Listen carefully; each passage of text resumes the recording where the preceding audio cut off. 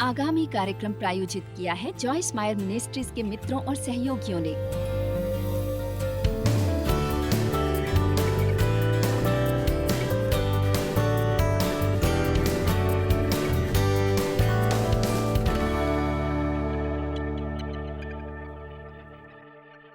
मैं आज आपसे बात करने वाली हूँ पवित्र आत्मा के मार्गदर्शन के बारे में, क्योंकि एक बात जो हमें प्रदान करता है वो है अपना मार्गदर्शन और अपना नेतृत्व, और हमें इसे बहुत ही शिद्दत से ढूंढना चाहिए और इस बात को जानने की इच्छा होनी चाहिए कि परमेश्वर हमसे क्या करवाना चाहते हैं। क्योंकि जब भी कभी हम जो चाहते हैं करें, यदि वो नहीं जो परमेश्वर चाहते हैं कि हम करें, तो ये काम नहीं करेगा। आप में से कितनों को ये अफ़सोसनाक अनुभव हुआ है जहाँ आपने कोशिश की वो अपना जीवन खुद से चलाने की, और ये आपको पता चला कि ये नहीं चल रहा, कि आप असल में इसमें इतने अच्छे नहीं हैं जैसा कि आपने सोचा था। मैं शुरुआत करती हूँ यूहन्ना 16:7 से।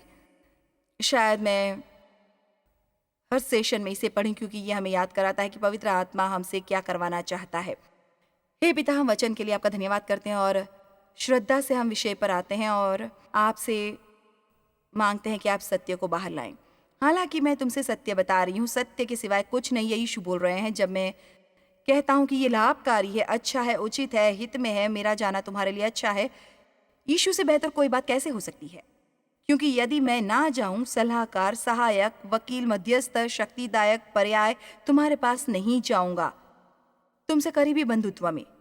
पर यदि मैं जाऊं तो उसे तुम्हारे पास भेजूंगा आपके साथ करीबी बंधुत्व रखने के लिए। अब उनमें से एक बात यह है, एक कारण कि क्यों पवित्र आत्मा का होना बेहतर था बजाय यीशु के, क्योंकि सबसे पहले कि वो मसीह का आत्मा है। तो ऐसा नहीं है जैसे हमने यीशु को खो दिया, पर पवित्र आत्मा की अलग ही शक्ति है। यीशु आए परमेश्वर के पुत्र के रूप में, मनुष्य पुत्र के रूप में वो शरीर धारण किए। जैसे मैं यहाँ हूँ तो वो केवल एक स्थान पर एक समय पर रह सकते हैं, एक ही व्यक्ति से निपटते हुए। पवित्र आत्मा हालांकि सारा समय सारे स्थानों पर हो सकता है, हर व्यक्ति के जीवन में काम करते हुए, उन्हें आत्मिक सिद्धांत में लाते हुए। एक बात जो पवित्र आत्मा करता है वो है, वो हमारे जीवनों में काम करता है, हमारे नए सिरे से जन्म लेने के बाद, कि वो हमें ला सके और हमें साबित कर सके यीशु मसीह की छवि में। आप में से कितने ये जानते हैं कि जिस पल आप नए सिरे से जन्म लेते हैं, परमेश्वर ने अपना काम खत्म नहीं किया होता है और आप सब बड़े नहीं हुए होते और सिद्ध नहीं हुए कि अभी भी आप में हैं। अब तो यहाँ तक कि वो संदेश जो मैं आज बोल रही हूँ, ये संभव है कि पवित्र आत्मा जो मैं कहती हूँ उसे ले और वो 100 तरह से 100 लोगों की प्रभु सेवा कर सके, उस पर आधारित कि आपकी ज़रूरत क्या है। कुछ लोग वो बातें सुनेंगे जो मैं कहती हूँ, जबकि अन्य तुम बिल्कुल सुनोगे भी नहीं। तो ये बहुत आश्चर्यजनक बात है कि पवित्र आत्मा कैसे व्यक्तिगत रूप से काम करता है हमारे जीवनों में। इसलिए ये इतना महत्वपूर्ण है कि हम बनाएं एक बहुत ही करीबी अंतरंग बंधुत्व वाला रिश्ता पवित्र आत्मा के साथ।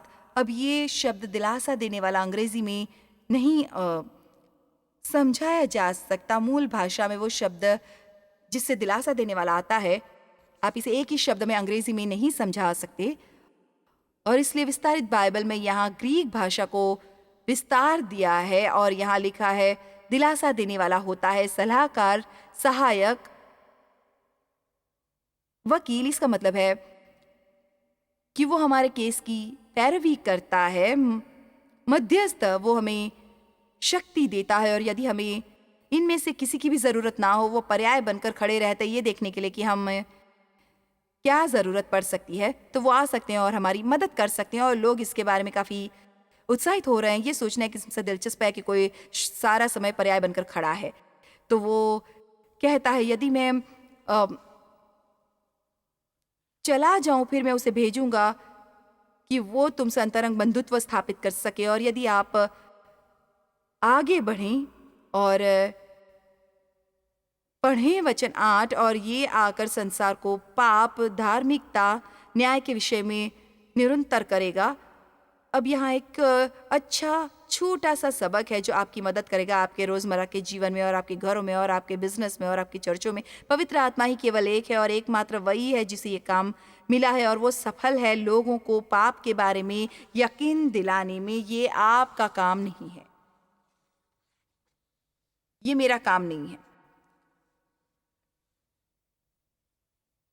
मुझे इसमें सीखने में सालों लग गए कि ये मेरा काम नहीं था कि मैं डेव को यकीन दिला सकूं कि उसको अपने जीवन में कौन से बदलाव करने की ज़रूरत है। अब ज़ाहिर है हम अपने बच्चों को ट्रेन करते हैं। मैं ये नहीं कह रही कि कोई सुधार नहीं करना चाहिए, पर ये कह रही हूँ कि आप में से कितने ये जानते हैं कि हम अपना बहुत सा समय बर्बाद कर देते हैं परमेश्वर का काम करने की कोशिश में, और ये बस कारगर ही नहीं होता, इसलिए ये बहुत तरोताज़गी देता है। हालाँकि मैं ये जानती हूँ कि ये बहुत कठिन है और मैंने ये सिखाया है, बस पढ़कर और पवित्र आत्मा पर वो सब संदेश तैयार करते हुए मुझे एक और प्रकाश प्राप्त हुआ। धन्यवाद प्रभु का, मुझे ज़रूरत नहीं कि मैं लोगों को बदलने के लिए अपना कोई प्रयास करूँ। कुछ सोचेंगे यदि ऐसा करते हुए मैं व्यस्त ना रहूँ तो मैं खुद से क्या करूँगी? मुद्दा यह है कि आप किसी को भी बदल नहीं सकते, पर आप प्रार्थना कर सकते हैं विनम्रता से कि यदि सचमुच उन्हें बदलाव की ज़रूरत है और यह आपकी कल्पना नहीं है, तो खुद परमेश्वर ही ये काम करेंगे। और परमेश्वर से ये याचना कर सकते हैं कि इस बीच जब वे उन लोगों में काम कर रहे हैं जिनके लिए आप प्रार्थना करते हैं कि वो आप में भी बड़े बदलाव लाए। खैर, मुझे ये आपसे ज़्यादा पसंद है, पर खैर वो दंड देने वाला और यकीन दिलाने वाला है। पता है, देव को ये पता भी नहीं, इसलिए मैं स्वयं को बता रही हूँ। पर पता है, मैं ऐसा किया करती थी। भाई, मैं बहुत कोशिश करती थी देव से वो करवाने की जो मैं चाहती थी कि वो करे, और मैं ऐसा नहीं कह सकती कि मैंने ऐसा नहीं किया, पर मैंने ऐसा किया है। उस दिन एक बहुत ही सरल सी चीज़ थी। मैंने उससे पूछा कि क्या वो नीचे जाएगा। वो तैयार हो रहा था गोल्फ खेलने के लिए, और जानते हैं जब देव तैयार हो जाता है गोल्फ खेलने के लिए और उसमें अपनी इक्विपमेंट ले ली होती है और वो रॉक एंड रोल के लिए तैयार है, तो ये अच्छा समय ही नहीं होता कुछ कहने के लिए। इसलिए मैंने उनसे कहा, वो बाथरूम में है, उन्होंने गोल्फ हैट पहन लिया है, कमीज पहन लिया है और जाने को तैयार है, क्या तुम नीचे जाकर मेरे लिए ला सकते हो फला फला फला। वो कहता है, नहीं मेरे पास टाइम नहीं है, मुझे गोल्फ खेलने के लिए जाना है, मुझे यहाँ से बाहर जाना है। अब अक्सर जैसे कुछ साल पहले या शायद इससे पहले जब मैंने इसे पढ़ा था, मैंने कहा होता, तुम्हारे पास समय है, तुम वहाँ जब भी जाते हो जल्दी पहुँच जाते हो, तुम्हें गोल्फ खेलने से फुर्सत नहीं मिलती, बेशक तुम नीचे जा सकते हो और मेरे लिए वो ला सकते हो।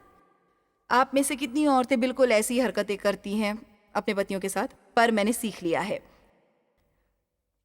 यदि ये कुछ ऐसी बात है जो परमेश्वर चाहते हैं कि वो करें, मैंने बस कहा ठीक है और बस चुप रह गई। मेरा मतलब इसमें बस 30 सेकंड लगे। उसने कहा शायद मैं कुछ समय निकाल सकता हूँ, और वो नीचे गया और उसने काम किया। चलिए भी लेडीज, ऐसा हो सकता है। अब आपकी मदद के लिए मैंने आपको बेपर्दा कर दिया है, इसलिए अगली बार ऐसा करूंगी तो वो कहेगा तुम बस चुपचाप बैठी रहो, मैं कहीं नहीं जाने वाला हूँ। मैं बस चाहता हूँ कि तुम्हारा रवैया सही हो और फिर क्या? मैं बस चाहता हूँ तुम्हारा रवैया सही हो, फिर मैं हाँ, जा सही। सकूं कहीं। उसने कहा वो बस मेरा इंतजार कर रहा था कि मेरा रवैया सही हो, फिर वो जानता था कि वो जाकर ये करेगा।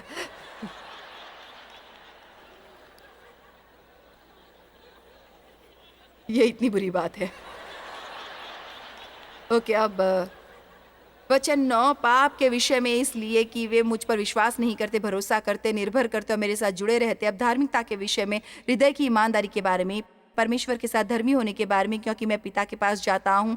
ये वो बातें हैं जो पवित्र आत्मा हम पर प्रकट करेगा। न्याय के बारे में, न्याय के विषय में इसलिए कि संसार का सरदार शैतान, वो दुष्ट जीनियस राजकुमार दोषी ठहराया गया है और दंडित हुआ। पहले से ही उस पर सजा हो चुकी है। मुझे तुमसे और भी बहुत सी बातें कहनी है, मुझे ये बहुत पसंद है। यीशु ने कहा मुझे तुमसे और भी बहुत सी बातें कहनी है, परंतु अभी तुम उन्हें सह नहीं सकते या समझ नहीं सकते या उन्हें खुद पर ले नहीं सकते। परंतु जब वो अर्थात सत्य, सत्य देने वाला आत्मा का आत्मा आएगा तो तुम्हें सब सत्य का मार्ग बताएगा। सब लोग कहें मार्गदर्शन।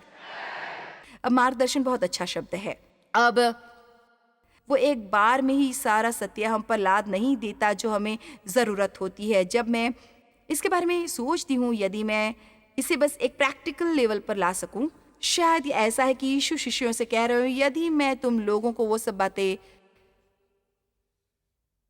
बता देता जो तुम में गलत है, क्योंकि तुम जानते हो हम बाइबल पढ़ सकते हैं और हम देख सकते हैं कि असल में प्रेरितों के रूप में सही चुनाव नहीं थे। असल में केवल एक जिसे शायद संसार चुन लेता वो था यहूदा। और उन्होंने बस उसे ही चुना होता क्योंकि पढ़ा लिखा था और उसमें वो सब बातें थी। फिर भी उन्होंने जानबूझकर ऐसे लोगों को चुना जो अयोग्य थे, ये दिखाने के लिए कि वो हमें योग्य बना सकते हैं, और यदि हमारे हृदय उनके प्रति सही हैं तो वो चाहते हैं और किसी को भी इस्तेमाल कर सकते हैं। पर उनमें बहुत सी गलत बातें थीं और अब यीशु के जाने का समय आ गया था और वे कह रहे थे तुम्हें और अधिक मदद की ज़रूरत होगी। बहुत सी बातें हैं जो अभी भी तुम्हें जानने की ज़रूरत है और बहुत सी बातें हैं जिन्हें तुम्हें सीखने की ज़रूरत है। पता है, अभी इसी वक्त मेरे जीवन में 40 साल तक वचन का अध्ययन करने के बाद भी और सचमुच परमेश्वर के साथ काम करके मेरे ख्याल से मैं सोचती हूँ मैं ठीक ठाक हूँ। वो 10 बातें जो मुझे मेरे जीवन में बदलने की ज़रूरत है, पर मैं ये जानती हूँ कि अगले महीने इस वक्त तक परमेश्वर ने मुझे कुछ बातें दिखा दी होती, उसके 1 महीने बाद पवित्र आत्मा मुझे कुछ दिखाएगा और उसके 1 सप्ताह के बाद और देखिए एक बात जो मुझे पसंद है पवित्र आत्मा के साथ हमारे चलन के बारे में, और वो है वो जानता है कि तुम्हें कब और क्या दिखाना चाहिए। वो कभी भी इसे दंडित करने के तरीके से नहीं दिखाता। शैतान आरोप लगाता है पर पवित्र आत्मा न्याय करता है और न्याय हमें हमेशा इसके प्रति जागरूक करता है कि क्या सही है और क्या गलत है। पर यदि कुछ गलत है और फिर वो हमें ये सामर्थ्य देता है कि हम उस बात को अपने जीवन से हटा सके और बदल सके। जब मैंने पहल परमेश्वर के साथ चलना शुरू किया और मैंने डेव से शादी की, ओ माय गॉश, मुझ में इतनी समस्याएं थी कि यह अविश्वसनीय था। उस समय जो एक बात सबसे अजीब थी वो थी मुझे ये पता नहीं था कि मुझ में कुछ समस्या है। मेरा मतलब, मैं ईमानदार से कह रही हूँ, मैंने सोचा कि हर एक को समस्याएं होती है, मैंने सोचा कि बाकी सबको होती है और मैं चाहती थी कि वो सब ठीक करें। चलिए भी, आप में से कुछ अभी भी वहाँ हैं, मुझ पर हंसिए मत। हाँ, आज आप सही समय पर सही जगह पर हैं और ये मत सोचिए कि आप क्या सोच रहे हैं कि काश और कौन आया होता। हाँ, क्योंकि आप में से बहुतों ने ये पहले ही सोच लिया था। ओ भाई,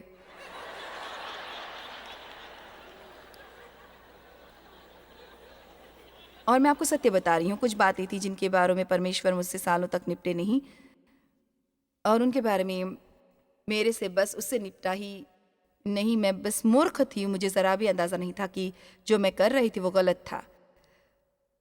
जब मैं बहुत लंबा फासला तय कर पाई परमेश्वर के साथ चलने में कि अब मैं सह सकती हूँ शायद परमेश्वर के साथ, परमेश्वर के द्वारा गहराई से निपटना, फिर वो मुझे कुछ और दिखाएंगे। इसलिए मैं बस ये सुझाव देना चाहूँगी कि आप अपनी ठीक होने का मामला परमेश्वर को सौंप दें। पवित्र आत्मा सलाहकार हैं और मैं ये नहीं कह रही कि आप सलाह के लिए किसी और के पास नहीं जा सकते, पर मैं अवश्य ही ये सोचती किसी के पास जाने में बुद्धिमत्ता है जिनके अंदर सलाहकार रहता है, क्योंकि मैं नहीं सोचती कि लोगों से बहुत सी सलाह लेना अच्छा है जिन्हें खुद ये मालूम नहीं कि वो क्या कर रहे हैं। मेरा एक साइकाइट्रिस्ट था जिसने मुझे बताया, उसने कहा इससे पहले कि मैं मसीह में आई, उसने कहा मैं सारा समय लोगों को सलाह देने की कोशिश करती थी और उन्हें बताती थी कि उन्हें अपनी समस्याओं के साथ क्या करना चाहिए। और उसने मुझे एक दिन कहा, मैं इतना कंफ्यूज्ड हो गई, मैंने सोचा पता है क्या, मुझे इस बात का थोड़ा सा भी अंदाज़ा नहीं था कि मैं क्या बात कर रही हूँ। उसने कहा किसी और के मुकाबले मुझ में कहीं ज़्यादा समस्या है। उसने कहा मैं अभी भी सलाह देती हूँ और मैंने उद्धार पाया है और मैंने तुम्हारी बहुत सी किताबें पढ़ी हैं और मैं तुम्हारी किताबें लोगों को प्रिस्क्राइब करती हूँ। आमीन आमीन आमीन। ठीक है, वो आपका मार्गदर्शन करेंगे पूर्ण सत्य से। अब परमेश्वर के लिए सत्य बहुत महत्वपूर्ण है और मेरे पास एक छोटी सी फनी कहानी है, डेव की है, जो यहाँ बिल्कुल फिट बैठती है। कमाल की बात है, मैं चीज़ें कहाँ कहाँ डाल सकती हूँ, पर मैं तरीका निकाल लेती हूँ इसे परमेश्वर के वचन में डालने का। डेव, पता है मैं अपने बर्थडे पर जाने वाली थी लेकिन मैं यहाँ प्रचार कर रही थी, इसलिए पिछले हफ्ते मुझे कुछ फूल मिले। मुझे बहुत से 2 या 3 सेट फूलों के मिले और इसलिए डेव ने कहा तुम्हारे लिए कुछ फूल किचन में पड़े हैं। तो मैं बाहर किचन में गई और ये रहा वो, मेरा मतलब है ये फूल इतना बड़ा और ऊंचा था और गुलाब थे जैसे, यहाँ तक मेरा मतलब है वो बहुत ही खूबसूरत लंबे तनों वाले सफ़ेद गुलाब थे जो मैंने कहीं नहीं देखे थे। तो मैंने सोचा मैं जानती वो किसकी तरफ से है, तो मैंने कहा ओह ये सचमुच अच्छे हैं। डेव ने कहा क्या तुम कार्ड को नहीं देखोगी? तो मैंने कार्ड को देखा और ये उसकी तरफ से थे और उसने कहा मैं कहाँ कहाँ नहीं गया तुम्हारे लिए ये लेने, और खैर मैं उसकी तारीफ कर रही हूँ और कह रही हूँ ओह डेव ये बहुत ही प्यारा था और ये बहुत ही थॉटफुल था। उसके चेहरे पर वो मुस्कुराहट आ गई। खैर बाद में पता चला कि वो शहर के एक लोकल पास्टर द्वारा थे और उसने उस आदमी का कार्ड निकाल लिया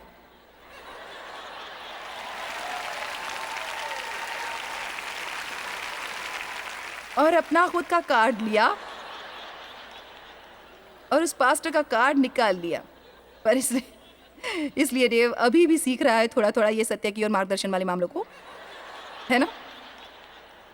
उसे एक और रख देते हैं। सचमुच इससे इसका कोई लेना देना नहीं, पर मुझे कुछ जगह ढूंढनी थी, इसलिए तो मैंने उसे यहाँ ही उससे बता दिया।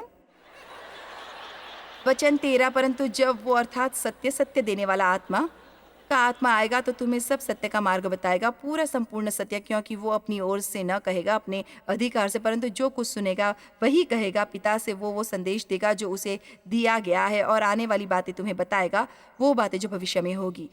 और वो फिर आगे बढ़ता है और हर बात के बारे में कुछ अच्छी अच्छी बातें कहता है। वचन 15, जो कुछ पिता का है वो सब मेरा है। मेरे कहने का तात्पर्य यही था जब मैंने कहा था कि आत्मा वो लेगा जो मेरा है और उसे प्रकट करेगा, उसकी घोषणा करेगा, सामने लाएगा और फैलाएगा इसे तुम तक। इसलिए सचमुच हर मकसद और उद्देश्य के लिए आप आज यहाँ हैं। मैं एक टीचर हूँ, पर आपके अंदर ही एक टीचर रह रहा है और यदि आप नहीं करते तो आज वो उसकी देखभाल कर सकता है, क्योंकि वो है परमेश्वर आप तक बातें ला रहे हैं। ये ऐसा है जैसे आप एक पवित्र ट्रांसफ्यूजन प्राप्त कर रहे हैं प्रकाश का परमेश्वर की ओर से और परमेश्वर की उपस्थिति, और भाई आप बहुत ज़्यादा मजबूत और बेहतर होंगे जब आप यहाँ से जाएंगे। क्या कभी आपको ऐसा महसूस होता है जब आप एक बढ़िया चर्च सर्विस में होते हैं, उसके बाद जीवन में कभी कभी आपको एक ट्रांसफ्यूजन मिली? अब मैं आपसे बात करूँगी परमेश्वर की हमारे मार्गदर्शन के रूप में कुछ बहुत ही शानदार शास्त्र वचन है। चलो हम देखें भजन संहिता 48:14 की ओर। उदाहरण के लिए, क्योंकि वो परमेश्वर सदा हमारे परमेश्वर है, वो यहाँ तक कि मृत्यु तक हमारी अगुवाई करेगा। भाई मुझे ये बहुत पसंद है। मैं परमेश्वर पर भरोसा कर सकती हूँ कि वो मेरा मार्गदर्शन करें। और आज मेरे एक उद्देश्य में से ये एक है, मैं चाहती हूँ कि आप ये सोचना बंद करें कि परमेश्वर आपको गाइड करेंगे और ये विश्वास करना कि वो आपको गाइड कर रहे हैं। हमें हमेशा परमेश्वर के साथ सब कुछ मिला है भविष्य के लिए। खैर किसी दिन या शायद परमेश्वर है, विश्वास है अब, और इसलिए इस समय हम विश्वास कर रहे हैं कि परमेश्वर हमारा मार्गदर्शन और हमें निर्देश दे रहे हैं बहुत तरीकों से। जब परमेश्वर आपका मार्गदर्शन कर रहे हो, शुरुआत में हम ये सोच सकते हैं कि आप वो सोच सकते हैं कि जो आपको मिल रहा हो जो आप चाहते हो, या हम ये सोच रहे हैं कि जो हो रहा है वो निराशा है। और मैं आपको कुछ उदाहरण देने वाला हूँ। पास्टर माइक और उनकी पत्नी हमारे साथ यात्रा करते हैं। हम अच्छे दोस्त हैं, हम उन्हें बहुत सालों से जानते रहे हैं और वे मेरी एडमिनिस्ट्रेटिव असिस्टेंट है और वो हमारे स्टाफ पार्टनर हैं। कुछ साल पहले एक समय आया जब वो सचमुच अपना घर बेचना चाहते थे। उन्हें सचमुच ऐसा लगा कि उन्हें अपना घर बेच देना चाहिए और उन्होंने अपना घर सेल पर लगा दिया। उन्हें पता था कि वो कहाँ जाने वाले हैं। वो सचमुच शिद्दत से इंतज़ार कर रहे थे, पर वो घर, या हम ये सोच रहे हैं कि जो बिका नहीं, पता है चाहे आप कितना चाह रहे हो घर बदलना, और अगर आपका पुराना घर नहीं बिकता तो आपको वहीं रुकना पड़ता है। तो पेनी और मैं आज सुबह बात कर रहे थे। उसने कहा ये अच्छी बात है कि परमेश्वर ने वो नहीं दिया जो हम चाहते थे, क्योंकि शहर का वो एरिया जहाँ वो जाना चाहते थे पापग्रस्त था और उसमें अत्यधिक हिंसा फैली हुई थी। तो अंत में ये साबित हो गया कि उन्हें रहने की अच्छी जगह नहीं मिल पाती। मैं आपको कुछ बताती हूँ। हम आगे का जीवन जीते हैं पर हम उसे समझते हैं पीछे जाकर। बहुत बार जब हमें वो नहीं मिलता जो हम चाहते हैं तो हम समझ नहीं पाते हैं, हम कंफ्यूज होते हैं, हम सोचते हैं कि परमेश्वर ने हमारी नहीं सुनी, हम उसे पसंद नहीं करते जो चल रहा है। पर मेरा मानना है कि हम इस पर भरोसा नहीं करते कि परमेश्वर हमारा मार्गदर्शन करेंगे, पर ये कि वो हमारा मार्गदर्शन कर रहे हैं इसलिए क्योंकि वो हमारे मार्गदर्शक हैं। इसलिए यदि हम उनसे मांगते हैं कि हमारा मार्गदर्शन करें और आपको मिलता नहीं क्योंकि आपने मांगा नहीं, तो कृपया मांगिए। प्रभु मैं आपसे मांगती हूँ कि मुझे वो चाहिए। नीति वचन 3 में क्या लिखा है? उसी को स्मरण करके सब काम करना, तब वो तेरे लिए सीधा मार्ग निकालेगा। अपनी दृष्टि में बुद्धिमान न होना, तो ये बहुत ही आसान है। हर दिन ये कहना, प्रभु ये है मेरी योजना, पर मैं जानती हूँ कि मेरा मन मेरे मार्ग की योजना बनाता है, पर आप मेरे कदमों को निर्देशित करें। तो यदि मेरी योजना काम नहीं कर रही तो मुझे इसके बारे में पूरा हैरान परेशान ना होने दें। मेरा मतलब है ये बस एक हकीकत है। अब यहाँ एक बहुत बढ़िया उदाहरण है। मेरे अपने जीवन से कम 25 साल तक मुझे पीठ का दर्द था और उस पीठ का दर्द होने से मैं लगातार कायरोप्रैक्टर के पास जाती कुछ एडजस्टमेंट कराने। मेरी पीठ का एमआरआई हुआ, मेरी कुछ डिस्क घिस गई थी, पर ऐसा कुछ इतना ख़राब नहीं था कि इसकी सर्जरी करनी पड़ी। एक बार मेरी पीठ इतनी असहनीय हो गई कि मैंने एक सर्जन से विनती की कि वो मेरी सर्जरी करे, और उसने कहा मैं ये नहीं कर सकता क्योंकि वहाँ ऑपरेशन करने लायक कुछ नहीं है। पता है, उसने कहा तुम्हारी मांसपेशियाँ बहुत खींची हुई और तनाव में है, तो मैं चाहता हूँ कि तुम चलो एक्सरसाइज करो, क्योंकि मुझे सचमुच चलने में आनंद आता है। पर मैं इस मुकाम तक आ गई जहाँ मैं ऐसा नहीं कर पा रही थी। मेरी पीठ में दर्द होता, फिर अंत में मैं उस मुकाम तक पहुँची। यदि मैं ऐसा करने की कोशिश करती तो मैं 15 या 20 मिनट तक ही चल पाती, फिर मेरा कूल्हा जैसे लॉकअप हो जाता मेरी इस कूल्हे के क्षेत्र में। तो मैं एडजस्ट किए जा रही हूँ, और 10 साल पहले मैं कसरत करनी शुरू कर चुकी थी। तो उसने सचमुच मेरी मदद की, पर फिर भी ये समस्या चलती रही। तो वो कायरोप्रैक्टर जिसके पास मैं गई थी, जिसने सचमुच मेरी मदद की, वो अपनी प्रैक्टिस के दूसरे क्षेत्र में व्यस्त हुआ जो परमेश्वर ने उसके लिए खोल दिए थे, और मेरी शेड्यूल और उसके शेड्यूल के कारण मुझे कठिनाई हो रही थी। तो मुझे लगा कि मुझे किसी और को देखने की ज़रूरत है, और मुझे निराशा हुई, क्योंकि जानते हैं क्या, कई बार यदि हमें वो नहीं मिलता जिसके हम आदी हैं तो हम समझ नहीं पाते कि क्या हो रहा है। हम उसकी और नुकसान के रूप में देखते हैं। तो हमारे बेटों में से एक किसी के पास जा रहा था और वो कह रहा था कि उसे ट्राई करो। मैं उसके पास गई और 2 विजिट के बाद उसने कहा खैर हमें एक एमआरआई करने की ज़रूरत है, और पता नहीं क्या था। और मैंने सोचा वो अच्छा रहेगा, ठीक है, तो तुम्हें एक सर्जन के पास भेजने वाला और उसे इसे देखने दो। तो यहाँ रहा इस कहानी का निचोड़। मेरा हिप जॉइंट काम नहीं कर रहा था, तो कुछ लंबूतरा था गोल होने की बजाय, तो वो कभी भी हिप जॉइंट में फिट बैठने वाला नहीं था। तो चाहे मैं कुछ भी करती, मैं हमेशा अपनी पीठ पर जोर डालती। खैर कोई भी कूल्हे को नहीं देख रहा था, क्योंकि हम सब ने यही सोचा कि ये हमारी पीठ के कारण है। तो इसलिए परमेश्वर ने मेरा मार्गदर्शन किया, ये मेरा मानना है। उन्होंने ये दरवाज़ा बंद किया। चलो भी, अब उन्होंने ये दरवाज़ा बंद किया और मुझे समझ नहीं आया। मैं निराश हुई क्योंकि उन्होंने वो दरवाज़ा बंद किया, क्योंकि मुझे अब एक नए दरवाजे से चलना पड़ा था जिससे मैं बिल्कुल भी वाकिफ़ नहीं थी। मुझे उसकी ज़्यादा चिंता नहीं थी, पर अंत में वो आशीष साबित हुई। तो देखो, उस दिन जिस आदमी के पास मुझे भेजा गया था उसने मुझे थोड़ा बहुत टीवी पर देखा था। मुझे ठीक ठीक पता नहीं कि उसका क्या कहना था। उसने कहा खैर तुम्हें सचमुच एक टोटल हिप रिप्लेसमेंट की ज़रूरत है यदि तुम ये काम सही करना चाहती हो। तो पता है मेरी एक बड़ी शेड्यूल थी और मुझे ऑपरेशन करवाने का समय नहीं था, और उसने कहा मैं शेड्यूल कर रहा हूँ 3 महीने काम ना करने का। और मैंने कहा खैर मुझे अगले साल तक इंतज़ार करना पड़ेगा, क्योंकि सचमुच थोड़ा सा समय जो मुझे छुट्टी का मिलेगा वो है करीब थैंक्स गिविंग के बाद, अक्सर 1 फरवरी के आसपास। हम इस दौरान ज़्यादा कॉन्फ्रेंस शेड्यूल नहीं करते, इसलिए मैंने कहा। उसने कहा खैर हम 1 साल नहीं रुकेंगे। उसने कहा तुम ये कब कर सकती हो? मैंने कहा अगले हफ्ते। सच कहूँ तो ये बुधवार था। उसने कहा तुम ये कब कर सकते हो? मैंने कहा सोमवार। और उसने कहा ठीक है, मैं तुम्हें अपनी शेड्यूल में फिट कर लूँगा। तो मैंने वो सर्जरी की और पिछले महीने से 6 महीने हो गए, और मई के अंतिम 21 दिन मैं 70 मील चली। और मैंने सोचा, मैं निराश हुई, चलो भी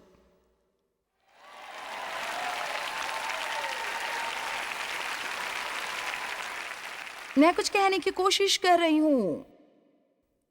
मैं निराश हुई जब परमेश्वर ने मेरा मार्गदर्शन करना शुरू किया एक दिशा में जिस ओर मैं नहीं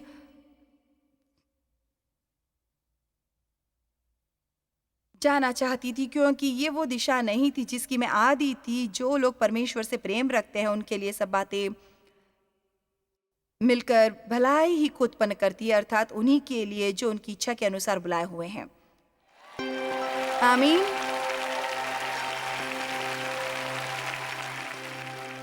अपने जीवनों के लिए ब्लूप्रिंट ना होना कई बार बहुत असुविधाजनक हो सकता है। पवित्र आत्मा द्वारा मार्गदर्शन में भरोसे और विश्वास का अंश होता है। हमें विश्वास में कदम बढ़ाना पड़ता है और विश्वास करना पड़ता है। और मैं जानती हूँ कि आप में से बहुतों ने ये सीख लिया है कि कैसे करना है, और अन्य सीख रहे हैं कि इसे कैसे करना है। और मैं बस आपको प्रोत्साहित करना चाहती हूँ। आत्मा के नेतृत्व को सुनने के लिए और परमेश्वर पर भरोसा करें कि वो आपको हमेशा सही चीज़ की ओर निर्देशित करेंगे सही समय पर। आज हमारे पास एक ऑफर है जो मेरे ख्याल से आपके लिए एक आशीष साबित होगा और मैं जानती हूँ कि ये हमारे लिए आशीष होगा। पता है, अगर कुछ अरसे तक आपने टीवी प्रोग्राम देखा है और आपने कभी भी प्रोग्राम की कीमत देने के लिए चंदा नहीं दिया है, तो मैं आपसे मांग रही हूँ आप ये करें। और चाहे आपने अतीत में भी चंदा दिया हो तो चलिए इसे इस वर्ष भी उपहार के रूप में देते हैं। हमारी मिनिस्ट्री में एक किताब संजोई है, परमेश्वर आपको आशीष दे। और समय से पहले उन सब के लिए धन्यवाद जो आप करते हैं। जॉयस मायर मिनिस्ट्रीज में आप हमारे लिए बहुत ही कीमती हैं, जितना कि आप जानते हैं। हम आपकी सराहना करते हैं और इस सेविकाई को दुनिया भर में संभव बनाने के लिए हम अपने दोस्तों और सहभागियों को धन्यवाद देते हैं। हम साथ मिलकर भूखों को खाना खिलाते हैं, गरीबों को कपड़े देते हैं और कई देशों में सुसमाचार बांटते हैं। अपना प्रार्थना निवेदन भेजने के लिए कृपया आज ही संपर्क कीजिए। हमारे स्रोतों के बारे में और भी जानिए। जॉयस की सभाओं की सूची देखिए हमारे साथ सहभागी बनने के लिए, क्योंकि हम दुनिया भर में मसीह के प्रेम को बांटते हैं।